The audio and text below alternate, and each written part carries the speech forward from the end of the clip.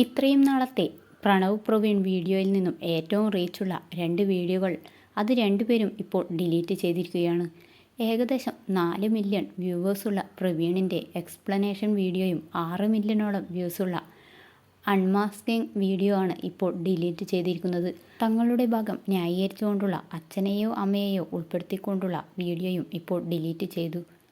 Social മീഡിയയിൽ cyber bullying നേരിട്ടതിനെ തുടർന്നാണ് ഇരുവരും തങ്ങളുടെ വീഡിയോ ഡിലീറ്റ് ചെയ്തത്. പ്രേക്ഷകരെ ഒന്നടങ്കം മണ്ടന്മാരാക്കിക്കൊണ്ട് എന്ന് തന്നെ പറയാം. വീണ്ടും അവർ ഒന്നിച്ചിരിക്കുകയാണ്. കിട്ടിക്കൊണ്ടിരിക്കുന്ന വരുമാനത്തിൻ്റെ ഇരട്ടി കിട്ടുകയും ചെയ്തു. അത്യാവശ്യം ചാനൽ നല്ല ഫേമസും റീച്ചും ആയിരിക്കുകയും ചെയ്തു. സ്വല്പം നാണക്കേടായാൽ എന്താ, കിട്ടാവുന്നതിൻ്റെ വരുമാനത്തിൻ്റെ മുഴുവനും ഇരുവർക്കും കിട്ടി. തങ്ങളുടെ കുടുംബത്തിൽ നിന്ന് തന്നെ ഇവർക്കെതിരെ ആരോപണങ്ങൾ വന്നതിനു പിന്നാലെയാണ് ഇരുവരും ഇങ്ങനെയുള്ള ഒരു പ്രവൃത്തി ചെയ്തത്. വീഡിയോ പ്രൈവറ്റ് ആക്കിക്കൊണ്ട് പ്രവീൺ കുറിച്ച വാക്കുകളാണ് ഇപ്പോൾ ശ്രദ്ധേയമാവുന്നത്. ഞാനും എൻ്റെ ഫാമിലിയും ഇപ്പോൾ വളരെ മോശമായിട്ടുള്ള അവസ്ഥയിലൂടെയാണ് കടന്നുപോയിക്കൊണ്ടിരിക്കുന്നത്. സോഷ്യൽ മീഡിയയിൽ നിന്നും യാതൊരു കരുണയും കിട്ടിയില്ലെന്ന് മനസ്സിലായി.